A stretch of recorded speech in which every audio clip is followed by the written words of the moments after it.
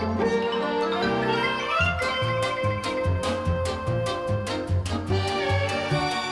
everybody, it's Chris Eads, known online as Wootini, here with another one of my Gay Gamer video podcasts. Obviously, this week's episode is going to be all about the new No Man's Sky Beyond update, which was eagerly anticipated by many fans of the game, including myself. They had a bunch of updates to the game, but the one that I most cared about, as I've said multiple times before, is the VR. I wanted to play No Man's Sky in VR. I wanted to be in No Man's Sky. And you can actually find my live play video of my first impressions in my YouTube channel. I actually live streamed my first VR experience in No Man's Sky. And you can actually hear how slightly underwhelmed I was by it. Because unfortunately it wasn't initially like awe-inspiring, you know. I was just on a planet and there were trees and that was it.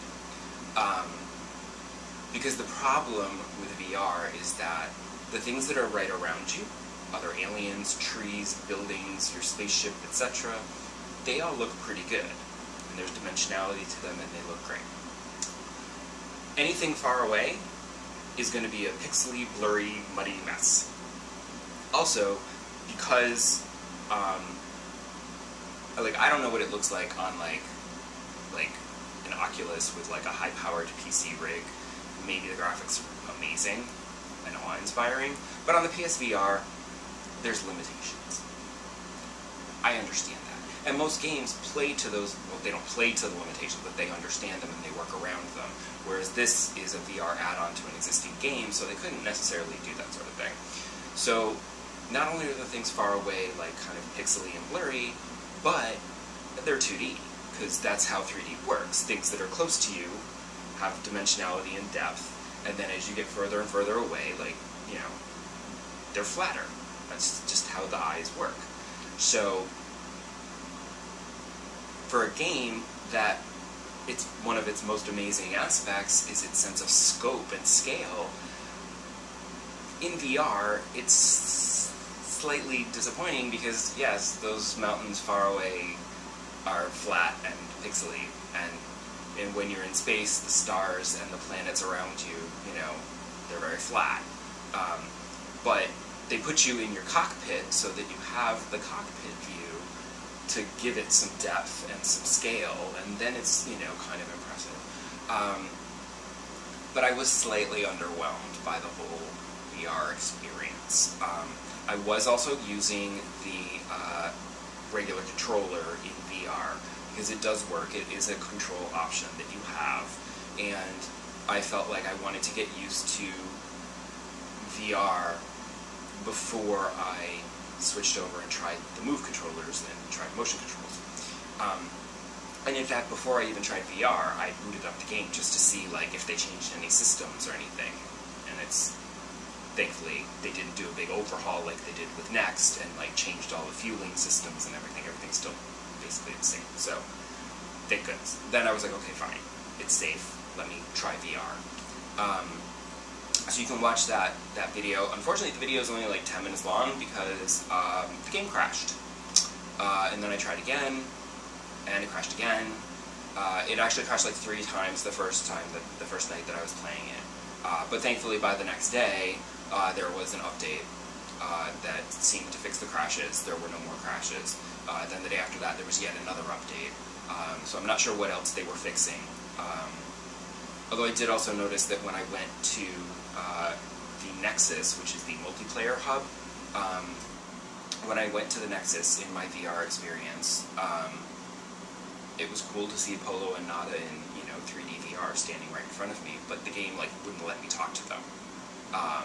And it was super irritating, and I kept trying to see, like, do I need to be closer? Do I need to be further away? What's the deal with this? And that seems to be one of the things that they fixed in the updates. It's now, it's easier to talk to the characters in the Nexus. They will actually speak to you. Although, I will say that, for whatever reason, the 2 or 3 times that I have visited the Nexus, I saw no other players. It like wasn't connected to the internet for some reason, even though my PlayStation was connected to the internet. Somehow the game wasn't connecting to the multiplayer aspect, so I never saw any randos walking around. I just saw the non-player characters, most of which wouldn't talk to me because they don't have anything to do with just you. It's like multiplayer stuff, so they won't talk to you if there's no one else around, I guess. I did also go visit my old base just to see, and unfortunately, my base was warped from a previous update, so now there's like grass growing through all the floors, and like some of my furniture disappeared, and it just doesn't look the way it used to look. So I just went to see like what it looked like, and the planet was still the same, and the base was still the same. It was still porked. Unfortunately, when I went to go outside to use my teleporter to leave and to go back to the space station, the teleporter was not working because they have now added a new gameplay aspect where you have to build a generator to power your base, which is super annoying. So I did that. I thought, alright, fine. So I built the base generator, and I built the cables, and I plugged the cables into the base, and I plugged one cable into the power source for the teleporter, and then I added fuel, and I turned on the generator, and I added fuel, and it just gave me a countdown. I had like 10 or 12 minutes of fuel, like I had 10 or 12 minutes of power, and I'm like, okay, but nothing was working, and I'm just like, what did I do wrong? And I did not know what I did wrong, because I didn't know what the hell was going on. So that was super irritating. And I basically was just like, F this, and I just got in my starship and I flew back up into space and went to the space station and used that teleporter to go back to the system where I was. Because, no. And I will say one thing about No Man's Sky is there's a lot of gameplay elements to it, but I am an explorer. I am there to go from system to system to system, exploring all the planets and logging all of the plants, minerals, and animals that I can find, learning alien languages. That's what I do. That's how I play No Man's Sky. I don't go in for the space battles or the base building or creative mode or multiplayer stuff. Like, I'm a solitary explorer. That's what I do. So, what I love about No Man's Sky is it lets you play the way you want. So if I don't want to have to deal with the base generator powering my base, I don't have to. I can ignore my base. I don't care about it. Whatever. So I went back and I did find a planet that was like mostly ocean, toxic ocean, but ocean. And I attempted to build the underwater submarine so that I could do another live play video where I would do the submarine underwater exploration in VR, and that might look really cool. Unfortunately, when I attempted to do that video, you won't find that video on my YouTube channel because I deleted it. Because I literally went, got in the submarine, I did all of the exploring and building of the submarine stuff, like in 2D, in regular game mode, and then I went into VR so that I could do that, and unfortunately, the submarine, I forgot that the submarine controls like ass, and then in VR, I couldn't figure anything out. It just did not function at all, and I'm just like, this sucks, this is stupid, and I paused the game, and I stopped transmitting, and I tried to look it up, and I couldn't get it to work, and I said, F this. And I just left the planet. I said, I gave up. All that for nothing. There's, I think, two videos of me exploring in VR, and then there's a third video where I attempt to use the Move controllers. And that was interesting, because I think if you start the game in VR like at the very beginning, where it's like teaching you the game and the gameplay, it might tell you what the Move controller does and what all the buttons do and how to do various things. Instead, I basically had to look it up online and figure out, and you know, it's not entirely intuitive, but once you get into it, it does feel a little more natural. The whole having to like click up here next to your visor to turn on scan mode is weird, because you no longer scan with your visor, you're actually scanning with the multi-tool in VR, because you have a visor, but that doesn't translate from 2D to VR. In VR, you scan everything with your multi-tool, which is just weird. And, you know, moving was fine. I figured out how to move, although I couldn't figure out how to move backwards. Apparently you go like this and like turn it behind you.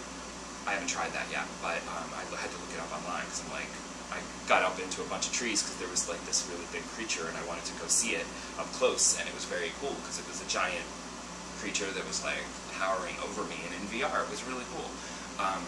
But then I wanted to back out when I couldn't back out, so I had to press the buttons to kind of turn. The problem with VR is that moving in VR, when you're playing with the controller, you can just play normally and that's fine, and it's very, you can turn it on to smooth movement, because I don't like the jarring, jagged, teleporting movement. I know a lot of people use that because they get like motion sick. I don't. I have no problems in VR with motion sickness at all, so everything is smooth and beautiful and wonderful. And so I tried but when you're using the Move controllers, you press the left and right, you press the left and right buttons on the right stick, and that turns you left or right, but in like sections, so it's a little bit jarring, and it's not completely smooth. But you're looking around like this, so that's smooth and nice and lovely. And then when walking was fine, using my multi-tool was fine. There's some really bad glitching with when you're like using the multi-tool, when you're using the mining laser. There's some big black boxes that appear instead of the sparks. It's not great. I'm assuming they'll fix that in an upcoming update because it's still doing that in VR. My problem with the VR controls, with the Move controllers, was with flying. Flying was, oh my god, it was a nightmare. I could not figure out, you have to hold the left stick like this to move your throttle forward or back. So you say go. And then you hold the other one like this, and you hold the stick, and then you have to like, you know, work it left and right and down and up and whatever, except for whatever reason, I had the controls set so that they were not inverted, like forward went down and back went up, except the Move controller, it's reversed, so I had to go into the control option. Once I figured that out, I went in and I switched it, and then I was able to control. Still controls like ass, and I practically crashed my ship multiple times. I look like I'm drunk, I don't know, it's really awkward.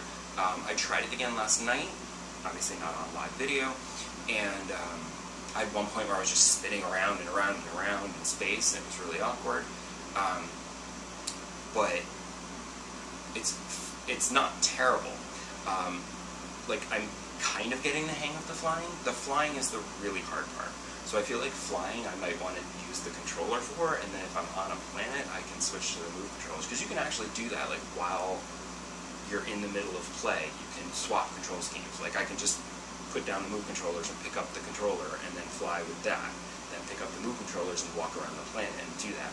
Because it is slightly more immersive to, like, move around with Move controllers and feel like you're aiming your multi-tool and stuff.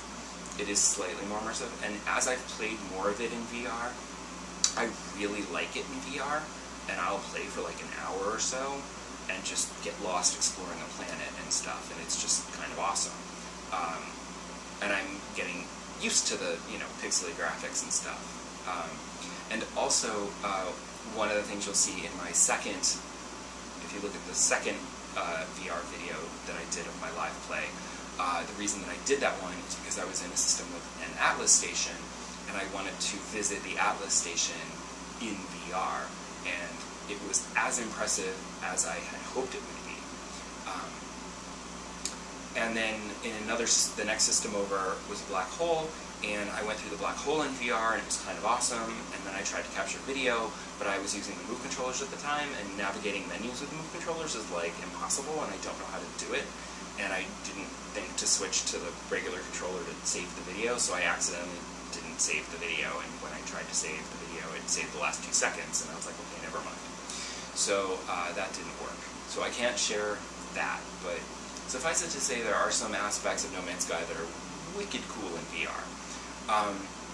Obviously I'm not going to be able to play it in VR like all the time. I think that would melt my brain and my eyeballs out of my head. It's probably not good for me. But I'll probably alternate back and forth depending on my mood if I want to play it in VR and like get lost in it, or if I just want to play it for a little while on the TV. But Bravo, I still need to really check out the Nexus and see if I can get there when there's like other people there. That hasn't happened yet. And then as for all the other aspects of like the cooking and the taming of the animals, I fed some animals. It was very cute, but I couldn't, like they pooped everywhere. I collected it, but then you're supposed to use that poop with food that you find on the planet's surface. You're supposed to cook it, but I haven't made the cooker yet. There's a whole procedure. I had to go back up to the Nexus and get that blueprint, and it's like, you know, it's No Man's Sky. Everything's a procedure. So if you want to do something specific like that, if I just want to keep exploring, I can. But if I want to actually try to tame an animal, we'll see what happens. I still have to build the cooker and then figure out how to cook, and I don't have a lot of inventory space. They increased it, but I still feel like I have nothing. Every slot is full. It's really obnoxious. I got to get rid of some stuff. So yeah, so that's it. Come back next week, and I'll have some more thoughts on No Man's Sky's update Beyond, and I will talk about FlameCon, which I'm currently in the middle of right now. So see you then. Bye.